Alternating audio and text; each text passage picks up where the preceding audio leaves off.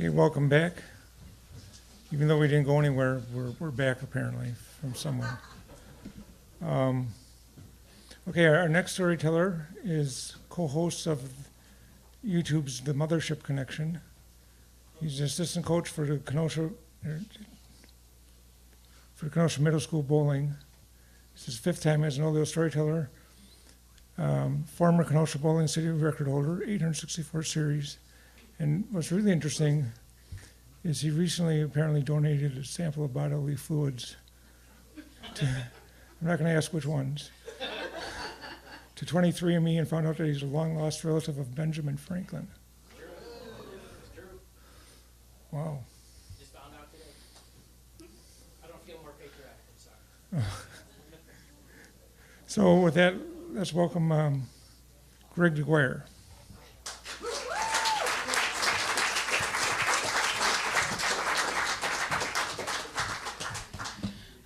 For the record, I don't like kites or lightning. Sorry. Do you ever meet somebody that puts you in a good mood for a couple of days? Doesn't have to be, anyone off the street. But in my case, was somebody famous. Not my first run-in with somebody famous, not unlike the Beaver. So a couple of weeks ago, it was called C2E2 down in Chicago. It's a Chicago Entertainment Expo. It's like a Comic-Con, the closest we're going to get here in the Midwest. I met somebody there that put me in a good mood for days. But it wasn't my first run-in with celebrities. So before I get to that story, I want to tell you a story about something that happened to me in Milwaukee, 2010, something like that. Anyways, it was called ZombieCon. It's all about horror movies. I'm going to start at the end. So the best thing about meeting celebrities is things that happen in the bar afterwards. So after the second day of the convention was over, I went in the bar to drink to try to figure out what had happened during the previous weekend. And I sat next to two guys. One of them was named Tom Atkins, and the other guy's name was Charles Cipher. If you guys don't know who they are, I'll tell you. Tom Atkins was in the first Halloween and Halloween Part 3. He was also in Lethal Weapon. He played Mr. Huntsacker, who is the old guy who got killed somewhere in the middle of the movie. Spoiler alert. He was also in an episode of MASH. That's how I remember him. Charles Cipher was also in the first Halloween. He was also in a movie called The Fog. But more importantly, he was in a movie called Major League. So I sat in the bar next to these two guys. They recognized me from the convention. We started chit-chatting. I told Tom, I said, listen, all the horror movies you've been in have been great, but you were in the swamp. You talked to Hawkeye, BJ, and Colonel Potter. I remember that episode clearly because MASH is one of my favorite shows of all time. So I started chatting with him. I started telling him lines from the show because I'm a nerd. So we started drinking, Jack and Coke to be precise. I remember it all. And I told Mr. Cipher, I said, now Charles, you were in, of course, Halloween, but Major League was where it was at. That's one of my favorite movies of all time. When I was a kid, my dad took me to County Stadium where they were filming Major League back in the day. It was a movie around the Cleveland Indians. Charlie Sheen was the star. So they were very impressed with my knowledge of stupid stuff, especially about their two movies. And I asked them, how did you two get to be traveling buddies? And they said, well, we share an agent. So that's curious.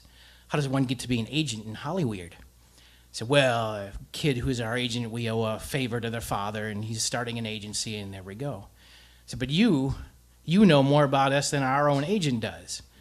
So I tell you, if you ever move to Hollywood, you got a job with us, we'll totally sign on to be your clients.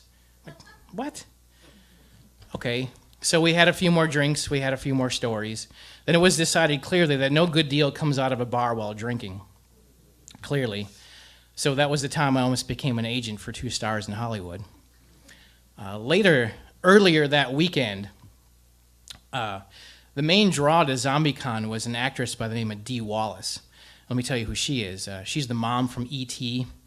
She was also in Cujo. She was in The Howling, amongst many other TV shows. She has a career that spans many. So I had a special pass that got me in before the unclean. They sold 50 of these passes, so I needed to get my pass early so I can get in before the crowds. So they only sold 10 out of these 50, and out of the 10, only 4 of us showed up. So I didn't have a lot of competition to get to the stars before everybody else did. So I went right to Dee Wallace, and all I could do was thank her. She signed a whole bunch of stuff. Here's my signed copy of Cujo DVD. Yes, show and tell time. She was really, really nice. And for some reason, we clicked. I don't know how or I don't know why. Strange things happened between me and Dee, and I'll tell you what happened. So I'm walking down the hallways of the convention, and all of a sudden I can hear somebody running behind me, and all of a sudden I tripped out of my shoes. Dee Wallace had stepped on my heels and got me out of my shoe. She laughed and said, "Oop, flat tire," and went around me. Odd behavior. I couldn't figure that out. Then I was at another table buying a movie, and specifically I was buying a Russ Meyer movie. And if anyone knows who Russ Meyer is, he specifically made movies with chesty women. His movies are hard to find. You had to go through his production company to get copies of his movies. They were not widely released. So I got a copy of a movie called Faster Pussycat Kill, Kill, Kill. It's kind of a Western. Kinda. Anyways, I'm buying a copy of the movie, and somebody behind me is hugging me and whispering in my ear, "What are you buying me?" That was Dee Wallace whispering in my ear. This is just odd. I couldn't figure out what happened, what I did, or what went wrong. I don't know what the deal was. Later on that day, there was a special meet and greet after the first day of the convention. And then again, there was only 4 of us. And I did my homework and all the people that were going to be there, so I was a complete and total nerd. I knew every celebrity, I knew every movie, I knew every scene, I knew their lines, I studied. I knew what I was talking about. The other people who were there that had special passes had no clue what was going on. So I was the draw to the convention. Because at that time, the celebrities were starting to ask us questions. Like, hey, is it your first time at a con? How did you get here? What's your favorite movie? So I'm banging off the answers. I sat next to a guy, during this little meet and greet, I sat next to a guy called Sid Haig. If anyone don't know who he is, he's recently been in Rob Zombie movies, and specifically House of a Thousand Corpses, Devil's Rejects. But his career goes way back to the 60s. He was in Gunsmoke. He did a lot of blaxploitation movies with Pam Grier, like The Birdcage, Coffee. He's been in a lot of stuff. Sid and I had a very nice conversation. We talked, we chatted. Everything was great. That was over. So that was the end of day 1. And as the days ended, I find myself gravitating towards the bar, which is where most things happen after conventions. You go to the bar and you start drinking. So I sat at the corner of the bar, and 2 other guys come in who recognized me from the convention, and their names were Scott Renninger and David MG. They're not so much known. They were in a movie called Dawn of the Dead. It was a sequel to Night of the Living Dead. They were famous because that movie was the first zombie movie that happened inside of a shopping mall. That started the craze of people hoarding in grocery stores and shopping malls for the zombie apocalypse that's clearly going to happen. This was the movie that started all that. So we get to talk, and they sit next to me, and we're chit-chatting and drinking. I drank a lot of Jack Daniels that weekend. It's amazing I remember anything. But we sat and we started drinking, and I'm watching the clock. I'm like, you guys got to there's a special dinner just for the celebrities, just for the people who have merchandise booths. You have to be at this dinner. It's on the itinerary. And I said, well, we're having a good time chatting with you. We don't want to go. Like, yeah, but I think you have to be there. I said, well, doesn't your pass get you in this dinner? No, my pass does not get me in that dinner. I'm one of the unclean. I don't get to go in there. So I tell you what, we like chatting with you so much, we're going to bring you to this dinner. Hell or high water, we're going to get you in there. That's funny. It's cute that you say that, but that's not going to happen. So I lead them to the ballroom where all the actions happen, and just the celebrities and so forth. And there's a petty functionary with the clipboard that tells me I can't get in.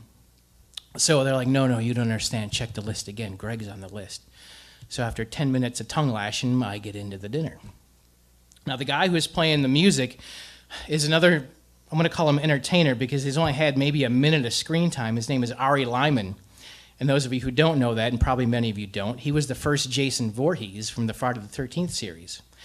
And specifically the first movie. Now, in the first movie, the mom was the killer. Spoiler alert, sorry. But at the end of the movie, there's a scene, a little kid comes out of the water and drags the main girl into the bottom of Crystal Lake.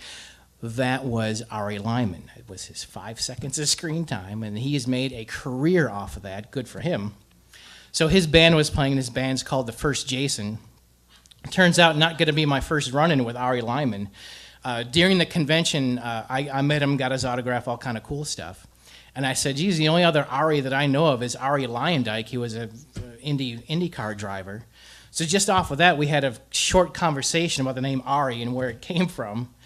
Then he later said he was going to try to get me in that dinner. I said, that's great, that's cool, it's never going to happen. But later that night, here I am. But that's not my first run-in with Ari. I would later meet him several years later at a bar in Milwaukee called the Metal Grill, where his band was playing at an event that I was with the people that were hosting the event, and our merchandise table was next to his merchandise table, and he remembered everything. So he would always be disappearing. He would go to what he would call safety meetings.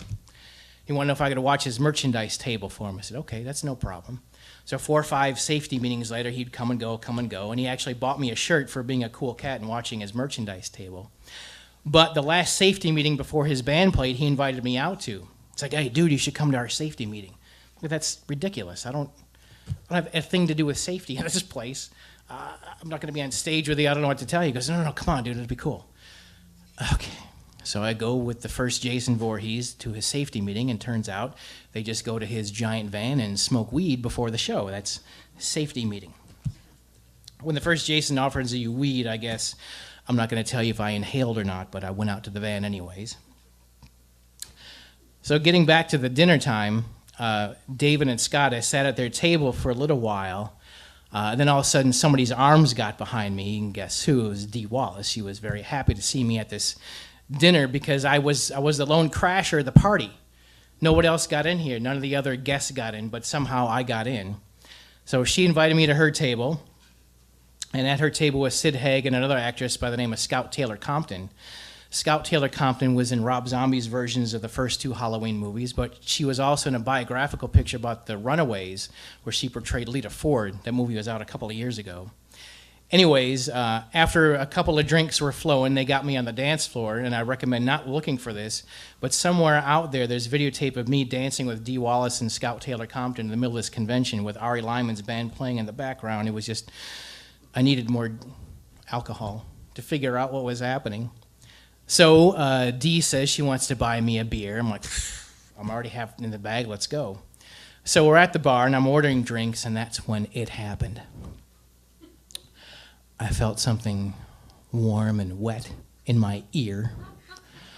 That was the tongue of Dee Wallace in that ear. I didn't have long to ask myself a lot of questions real quickly because I didn't know where this was going to go. So the devil on my shoulder said, dude, it's Dee Wallace. Get a couple of drinks, take her back to her room, have sex with Dee Wallace, you'll have stories for generations. Okay. Time to ask the angel on my shoulder, Angel, well, now what should I do? Dude, it's Dee Wallace. Have a couple of drinks, take her back to her room, have sex with her, you have stories for generations. Well, none of that happened. After a couple of more drinks, I slowly exited the situation, not really knowing where that was going to go. So now every time I see a Dee Wallace movie, I have a smile on my face that some people don't understand, and I'll explain she's just another well-built ship that crossed my wake. When I see the Dawn of the Dead movies, I always have a smile. Hey, I know those 2 guys. When I see the Friday the 13th movies, hey, I knew that kid. I smoked weed with that kid. I didn't inhale. Shh, quiet. So in one weekend, I almost became an agent. I almost had sex with Dee Wallace. It was just a weird, wild weekend. That was one weekend. So these are things that I think of in the darkest of times. When you're having a bad day, you can think of these things and have a smile brought to your face. Now, the event that happened just a couple of weeks ago in C2E2, I met someone, and I have witnesses to what happened. Somebody who's been entertaining me for the last 18 years. It's got to be close. That the show started maybe, 99? The show started in 99. I used to be a bouncer at the Boathouse right across the street. And I used to get out really late at night, like 3, 4 in the morning. I would get home, pass out on the couch. So Sunday mornings, I would put the TV on, and I'd start channel flipping, and eventually I landed on Nickelodeon, where they were running marathons of SpongeBob SquarePants. Think what you want about SpongeBob. It's a love-hate relationship, I totally understand. But at C2E2, I met Tom Kenny, the voice of one SpongeBob SquarePants. And he signs to Greg, the king of the Goofy Goobers, The Goofy Goobers is a fan club in Bikini Bottom from a restaurant called the Weenie Hut. And I got a chance to thank Tom Kenny for entertaining me for all these years, for all the Sunday mornings I woke up tired of dealing with drunk people and everything else you can imagine, being sweared at, avoiding fights. Who knows? SpongeBob was the best way to decompress out of that day. And I had a chance to tell him that, and he laughed. He laughed at my story. I made Tom Kenny laugh. I made SpongeBob laugh. Nothing's ever going to top that. And then I told him the plot of my favorite episode, and he agreed it was one of his favorites too. It's an episode, it's called Squidward's Day Off, where Mr. Krabs gets a bump on the head and has to go to the hospital, leaves Squidward in charge. Squidward doesn't want to do crap. He makes SpongeBob do all the work. So Squidward exits himself and keeps thinking that SpongeBob is going to burn the Krusty Krab down. So I'm explaining this to SpongeBob. Like he should know he did the voice. Like he gets it. Yet he still laughed at my story. The other person that I met there, she was Princess Vespa from Spaceballs. Anyone here seen Spaceballs? I got to tell Princess Vespa, Daphne Zuniga, I got to tell her my favorite scene when she's shot and they shot her hair. It's like, you shot my hair, son of a bitch. She said she made up that line on the spot. I did not know that. I did not know that. So these are the things, now when I get to see these, the TV show, when I get to see MASH, I'm like, I knew that guy. When I get to see the Friday the 13th first movie, man, that was a cool time. I remember all these things because I'm an avid watcher of TV and movies. That when you have a hard life or you have a hard day or what have you, you usually sit back and what's the phrase nowadays, Netflix and chill. That's what you do. You watch your favorite movies. And now I get to have really cool memories of some of the people that I met and some of the oddball situations. Dee Wallace's tongue in my ear for some reason. Just want to say quickly now, that wasn't my end of my dealings with Dee Wallace. That next morning, the second day of the convention, she asked me where I'd slipped off to, said she had a really great night. I said, that's cool. I didn't know where that was going to go, so I left. So years later, I get to be on a radio show here in town. The Mothership Connection was on AM 1050 WLIP, and we were looking to try to get guests. And I was at Barnes & Noble one day, and I saw Dee Wallace's book. She's like a psychic healer is what she does. So I bought her book, and on the back of the book was an email for her publicist. And I'm going to send her publicist an email. Maybe she remembers that weird night. So I sent her publicist an email explaining to her, leaving out the ear detail about when I met Dee and how we met, all that kind of stuff. I left all my information, email, cell phone, house phone, the whole deal. 2 days later, I got a call on my cell phone. It was Dee Wallace herself. She called me from her own cell phone. She remembered. She remembered everything down to the ear detail. And I got her to be a guest on the show, not once, but twice. So again, just out of a weird night led to, we've now known each other for a while. I don't have her cell phone number anymore now, I'm sorry.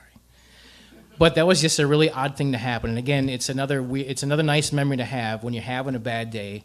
Everyone's met someone or seen something that you draw on. It's like, man, this day sucks. So your mind starts to wander on something good that happened to get you through that day. Now I'm glad I have memories like that to get me through the bad days. Thank you.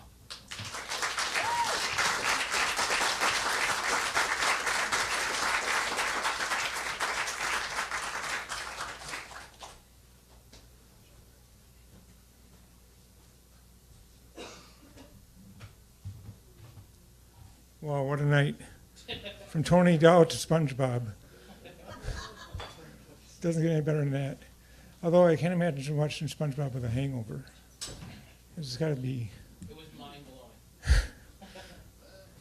SpongeBob was great, though. And that was one of my favorite episodes, too. Thank you. Okay.